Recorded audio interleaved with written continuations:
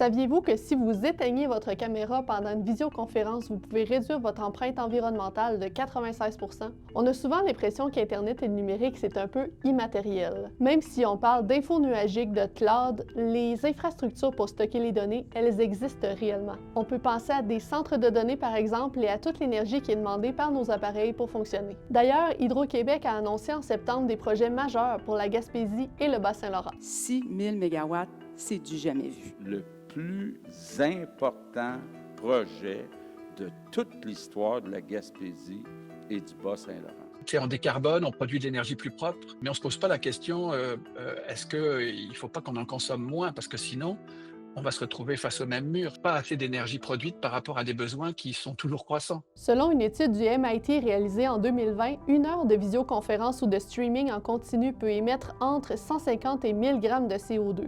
Elle demande aussi entre 2 à 12 litres d'eau. Une requête sur ChatGPT demande 10 fois plus d'énergie qu'une recherche standard sur Google. Vous achetez un téléphone aujourd'hui, puis c'est du 5K. Je pense pas qu'on ait besoin de ça, même pour faire un FaceTime avec sa famille ou avec ses enfants.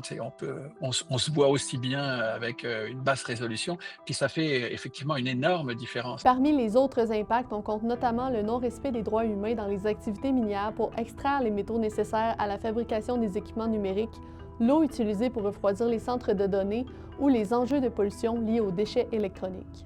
Si on veut continuer en médecine, si on veut continuer dans nos communications à pouvoir bénéficier de ce que le numérique nous apporte de bon, y compris l'intelligence artificielle, on ne peut pas ne pas se poser la question de choix, c'est de prioriser les usages. On ne pourra pas tout faire tout le temps. Selon l'Agence internationale de l'énergie, la consommation totale d'électricité des centres de données à travers la planète était de 460 TWh en 2022. Elle pourrait atteindre 1000 TWh d'ici 2026. C'est l'équivalent de la consommation d'électricité du Japon. Il faut qu'on envisage de diminuer notre consommation. Il faut qu'on envisage de changer nos manières de faire. Voici quelques pistes d'action individuelles. Donc, on parle d'allonger la durée de vie des appareils et lutter contre la surconsommation et l'obsolescence, le réemploi et la réparation, diminuer la qualité des vidéos en continu et limiter le recours à l'info nuagique. Et d'abord et avant tout, l'important, c'est de prendre conscience de sa propre consommation et de s'informer.